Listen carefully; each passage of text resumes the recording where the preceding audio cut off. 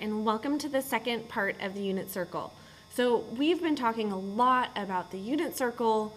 What are all the different degree measures for the major angles, the common like 30, 60, 90 triangles, 60, 30, 90 triangles, 45, 45, 90 triangles. What are the radians affiliated with that? Now we're actually going to start putting that to use with some trig functions. So here's our unit circle, just the basic unit circle. We are going to use our knowledge about all of those triangles to put it to use for our 6 trig functions. So remember your 6 trig functions: sine, cosine, tangent, cosecant, secant, and cotangent. And I have them up here affiliated with whatever their reciprocals are. So remember, sine is the reciprocal of cosecant and vice versa. Secant and cosine are reciprocals of each other. Tangent and cotangent are reciprocals of each other. So first things first, we have 4 quadrants here. So we have the trig functions have different properties in the different quadrants. And what I mean by that is they will either be positive, or always negative. In the first quadrant, we were going to start with A. Everything is positive. Sine, cosine, tangent, cosecant, secant, and cotangent. They are all positive. So anytime that you have an angle measure between 0 and 90 degrees, the value of your trig function will be positive. In the second quadrant, only sine is. Sine and its reciprocal. So that would be sine and cosecant. They are positive. Cosine, secant, cotangent, and tangent will be negative. The answer will be a negative answer. So if you're to do tangent of, let's say, 150 degrees, your answer will be negative. In the third quadrant, only tangent and its reciprocal is positive. And in the fourth quadrant, only cosine and its reciprocal. So cosine and secant. Okay, so remember we have our different angle measures. First things that we're going to go through are your 30-degree triangles. So these are the 4 different possible 30-degree triangles that you can have. And you know the values of the trig functions based on a 30-degree triangle. We've had that before, so I have it right down here. So if you have a 30-degree triangle coming from your origin, you know that sine is going to be 1/2 divided by 1, which is just 1/2. Cosine is √3/2. Tangent is going to be 1/2 divided by √3/2, which actually ends up being 1 over the square root of 3, and so on and so forth. You can figure out all of your 6 trig functions from this triangle. What we're going to do now is take it a little bit further. So for example, let's say that we have sine of 5 pi over 6. So sine of 5 pi over 6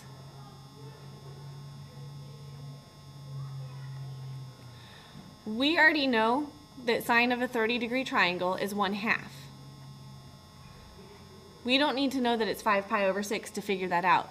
We know it's a 30-degree triangle because it's 150 degrees or 5 pi over 6. And remember from the previous lesson, the denominator here is a 6, so that means that this is 30-degree triangle.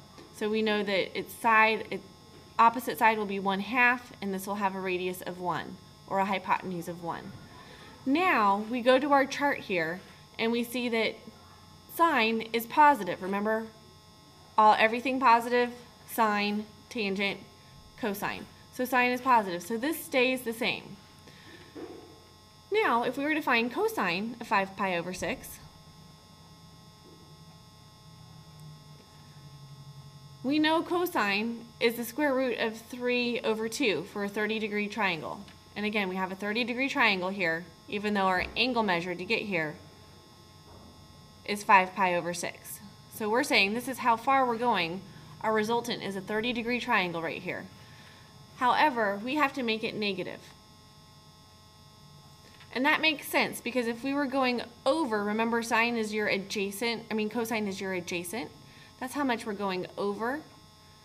Not how much up or down. Adjacent is over, and we have to go on the negative side of our x-axis here to go over.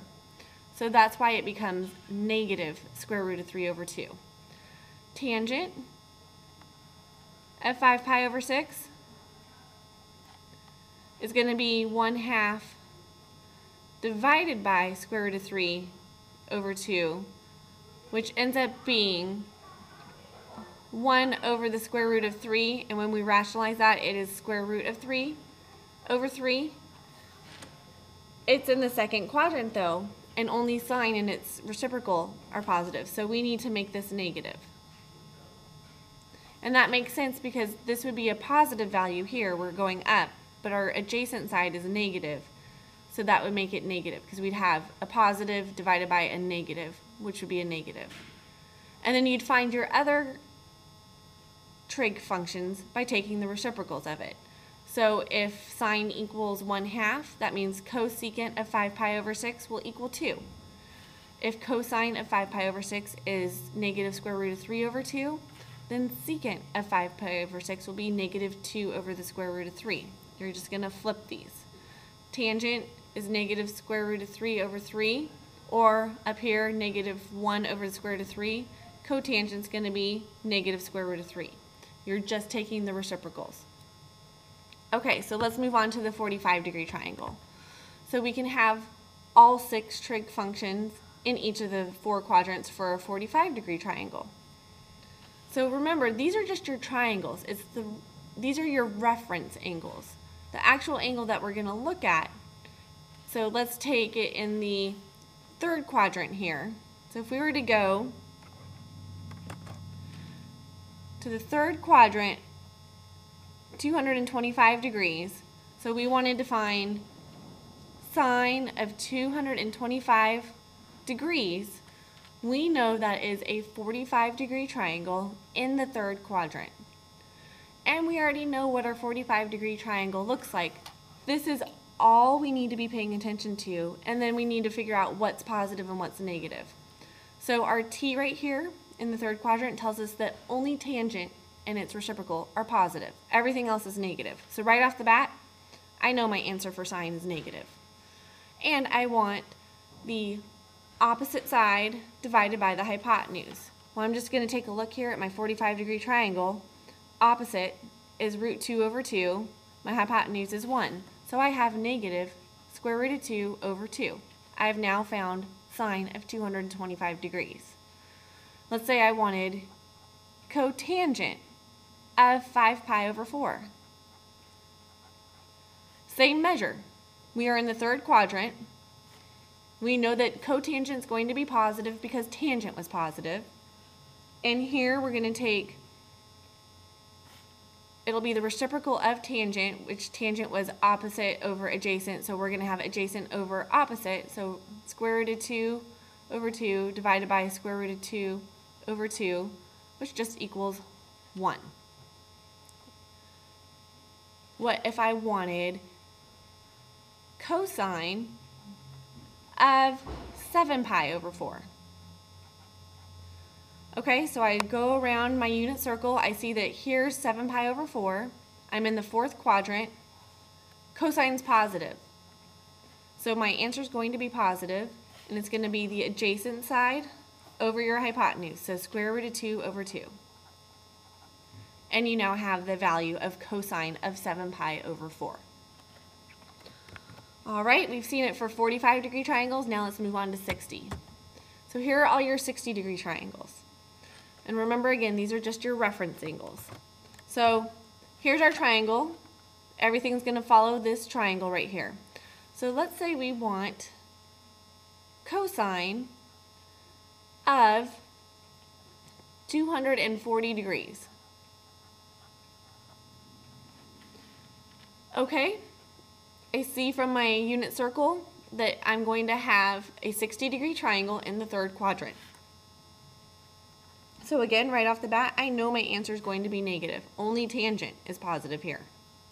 So negative, I take a look at my 60-degree triangle. I know that cosine is adjacent over hypotenuse, so I get negative 1/2 divided by 1, which is just 1/2. So hopefully now it's making a little bit more sense why you're going to want to memorize these angles and their corresponding radians. The radians are going to help you determine what type of triangle it is that you're looking at, and it makes it a lot easier to figure out what your trig values are. So you're going to be needing to memorize all of this.